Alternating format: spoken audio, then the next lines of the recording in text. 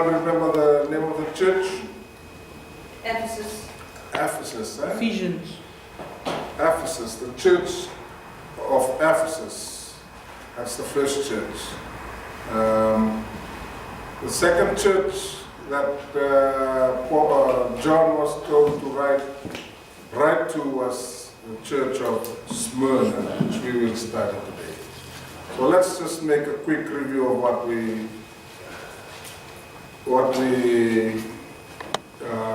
did last week. This was the verse, Revelation chapter 2, verse 2. This is what Jesus was saying to the church of Ephesus. I know thy works and thy Labor. and thy patience. See, these are all human efforts, and God recognized them. Their works. Thou canst not bear them which are evil. See, it's what the human being contributed. They cannot bear those that are evil. And thou hast tried them which say they are apostles. Anyone who comes in, they tested them out. What did they test them out with? The word of God. And most of those people that came in, what did they find them out to be? They were liars. They found them to be liars. This is within the church we're talking about. Within the church. And hast borne, and has patience, and for my name's sake has labored, and thou hast not fainted. So these are all the good qualities of this church in Ephesus. You did quite well. However, verse 4, I have somewhat against thee. You have lost your First love. first love. And we found out last week what that first love was. Anyone remembers? Their love for God and their love for, Amen. which is all summarized in The Ten Commandments. the Ten Commandments. Amen. Right behind us here is the Ten Commandments. That's what that first church of Ephesus has lost. Their love for God's character, which is there, right there in the Ten Commandments of God. We also studied about the Nicolaitans. In verse, the Nicolaitans, who were these people? What were they known for? They were Christians. They were Christians. They had accepted the teaching of Christ. Remember, this was in the first 100 years after Christ died. They've accepted the teachings of Jesus Christ. But what did they not keep? Some of the commandments. Yeah. 2 commandments that was highlighted by one of the early writers. That was in the church. Even though they accepted the other commandments, one commandment was adultery. Yeah. That's what they were. There was a lot of adultery right within the church. And what was the other one? Idolatry. So these were the Nicolaitans. Christians, but they don't keep all the commandments. Don't you see that in today's church? Yes. Christians, but you do not accept all the commandments. Isaiah 4, chapter 4, verse 4. We covered this. I think Brother Nava covered this some time back. Let's just read that verse 2, 3. And in that day 7 women shall take hold of one man, saying, we will eat our own bread and wear our own apparel, only let us be called by thy name to take away our reproach. reproach. These people want to be called by His name. that man's name. And who is that man? Lord Jesus. Christ. They want to be called Christians, but they want to wear their own apparel. They want to Eat eat their own bread. bread. They want to only use the name. Aren't they the same as the Nicolaitans? So this is the church that was coming out of Ephesus. And Christ is warning the church of Ephesus. Don't do that, because you will miss out on the tree of life. Let's go to the next church, Smyrna. Revelation chapter 2, verse 8.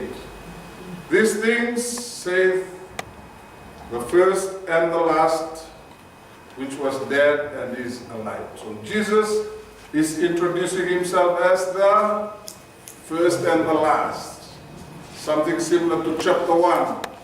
What did he introduce himself as? Alpha and I am the Alpha and the Omega. Omega. The The time beginning concept and the came in there. So when Jesus said that I am the first and the last, he is claiming to be, The beginning and the end. he is claiming to be God. Only God existed from the beginning till the end. But he also said,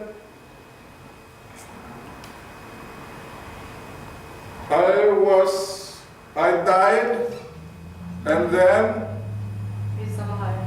was alive again. So who will die? Can God die? No. No. So what is he saying about himself here?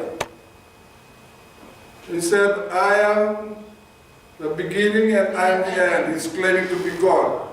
But he said, I also died and today I am alive. So what is he saying about himself? He is human. Only a human will die. God won't die. So he's saying, I am God, I am also human, because I died.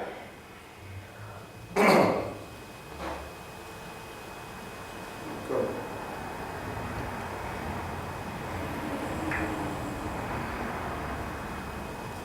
Okay, let's just... Sorry about that.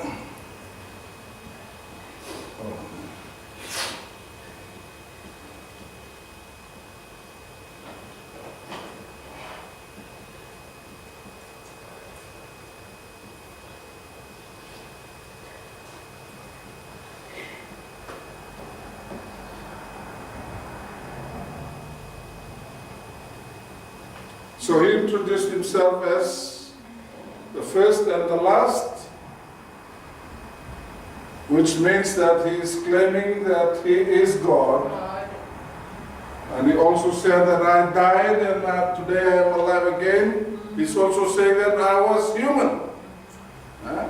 So today I am alive. So that means he has now has that incorruptible body, that same human body, but today it has been changed to be an incorruptible body. This same incorruptible body of Jesus Christ was found right there in heaven, in front of God's seat. He was there like a lamb that was slain. Can you remember that in Revelation 5, I think? But he is saying that I am God and I am also human. Verse 9 of chapter 2 says, I know this is to the church of Smyrna. Like, similar to what was said to the church of Ephesus. This is what Jesus Christ is saying to the church of Smyrna. I know thy works and tribulation and poverty. But he said, but thou art rich. And I know the blasphemy of them which they say they are Jews and are not, but are the synagogue Synagogues of Satan. of Satan. Some very harsh words. Eh? It says, Jesus is telling them, I know your work. You guys are working really hard. You have been good, just like the church of Ephesus. I know you're going through tribulation. They were going through persecution. By who? The Jews. He's talking here about the Jews. Remember, the church of Ephesus, which group was Jesus talking about? The Nicolaitans. In this church, they say he's talking about the Jews.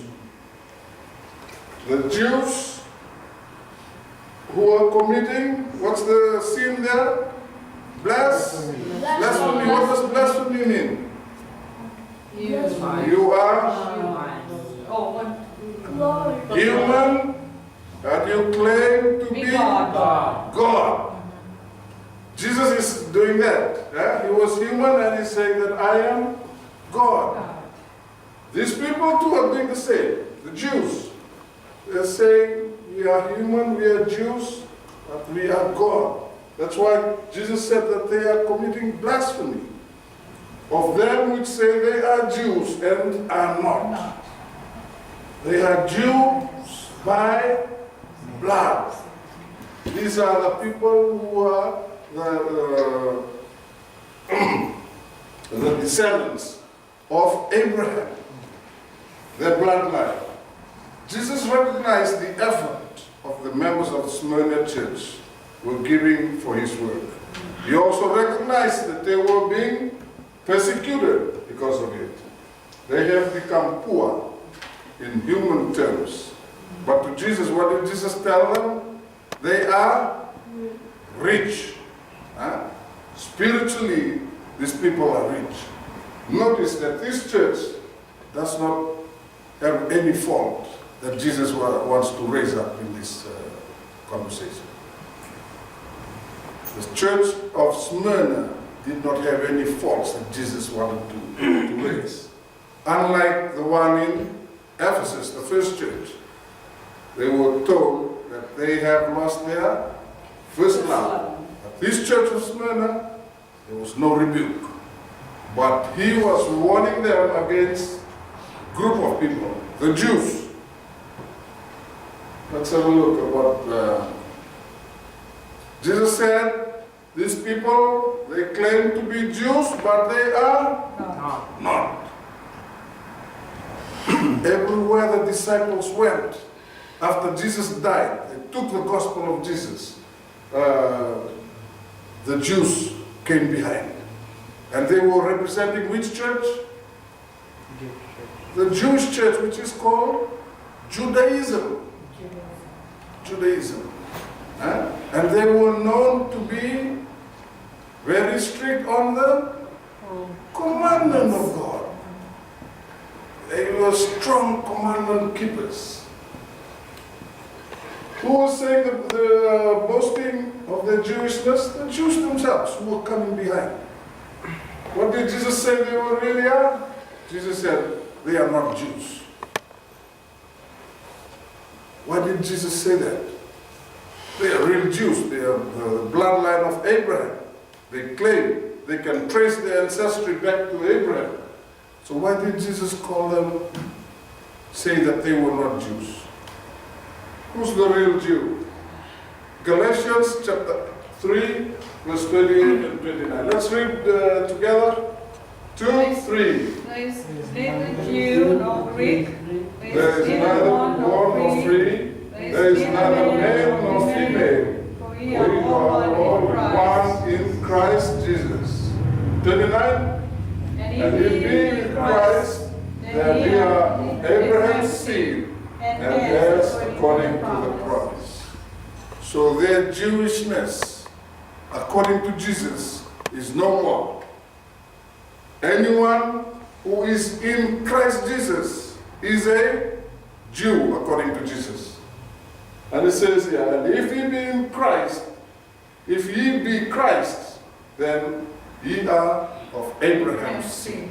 That's what the Jewish people are always proud of, because they could trace their ancestry back to Abraham. Abraham. But Christ is telling the church in Galatia at that time, if you have me, you are of the seed of Abraham. So, to be a Jew, you don't have to have the Jewish blood, but you have to have Christ. So that's why Jesus is telling the church in Smyrna, those people, they claim to be Jews, but they are not. Why? Because they don't have Christ. But they are of the synagogue of Satan. What does that mean? Mrs. White explains it in that book, CET, page 207. This is what Mrs. White says about the synagogue of Satan. Satan has a large confederacy, his church. Christ calls them the synagogue of Satan, because the members are the children of sin. This is very important to know that. The members of Satan's church have been constantly working to cast off the divine law. What is that divine law? The Ten Commandments. This brings us back right here. Synagogue of Satan, this is what they're doing. They're trying to get rid of that. This is right within the church. These are people who are commandment keepers. So, you see, Nicolaitans, the Jews, they both have a common enemy. They want to get rid of this. Why do they want to get rid of this? This is what it says there. They want to cast off the divine law and to confuse the distinction between Good and evil. good and evil. You get rid of this, you don't know what is good and you don't know what is evil. Get rid of this, that's what the outcome is. Satan is working with great power and through the children of disobedience to exalt treason and apostasy as truth and loyalty. Something that's bad or negative to become very positive. Treason and apostasy to become truth and loyalty. It just changed it because people are confused. Because the only thing that points them to sin has been removed. That's why it's very important for the commandment keepers for Christ's kingdom to make sure that this is upheld every time, all the time. It's very important. Verse 10 in this letter to the Smyrna church, it says, "Fear not. Fear none of those things which thou shalt suffer." He's telling the church of Smyrna that you will suffer. He's not saying, no, don't worry. Before you suffer, I'll send some angels to take you out from there. He's not saying that. He's saying, fear none of those things which thou shalt suffer. So that means he's expecting you to suffer, to go through that tribulation he talked about. Behold, the devil shall cast some of you into prison. This is what we should be expecting. Some of us will be thrown into prison, that he may be tried, and he shall have tribulation 10 days. Be thou faithful unto death. That is what Jesus expects of the church of Smyrna. You will die, he's telling them. But be faithful. Why? If you are faithful unto death, I will give thee a crown of life. The church of Ephesus was told that they will eat from the tree of life. This church of Smyrna said, if you faithful till death, I will give you a crown of life. Amen. Now, that's what Jesus is promising this church of Smyrna. Jesus did not promise to remove you from tribulation. We've already covered the teaching of rapture, which is prevalent in Christianity today. Before the tribulation, what will Jesus do? He will come with his angels and remove all the true people who are true to him, so that they do not go through tribulation. It goes against the word of God. Jesus himself saying, you will have to suffer. You'll have to go through tribulation. But be faithful. Even if you have to die, be faithful. Keep being faithful, because I will reward you with a crown of life. It's the exact opposite. Christianity today teach about rapture. That's not a true teaching. The devil himself is hard at work. It says that the devil shall cast you into prison. Your faith will be tried through tribulation. So Jesus is warning us. Your faith will be tried, so be strong. Faithful unto death, he wants us to persevere. Be strong in our faith, so that we may attain the reward of a crown of life. This church of Smyrna did not have anything. Jesus did not have anything bad to raise about this church. He did not find any fault in them. However, he warned them of the Jews instead. Their main threat did not come from idol worshippers, those people who were worshiping idols outside. That wasn't a threat to the church of Smyrna. But it came from the so-called commandment keepers, the Jews themselves, commandment-keeping worshippers of God. So our enemies today will not come from outside. It will come right from within. People who we think are the same, we are the same men. Commandment-keeping people, like the Jews of that time. So we have to be careful on of what when we talk about this. The Jews were a threat to the church of Smyrna. So we have to be really vigilant about this. He talked about the second death too in verse 11. He that hath an ear, this is what Christ is telling the church of Smyrna. Let him hear what the Spirit saith unto the churches. He that overcometh shall not be hurt of the second death. What is the second death? After judgment. After judgment,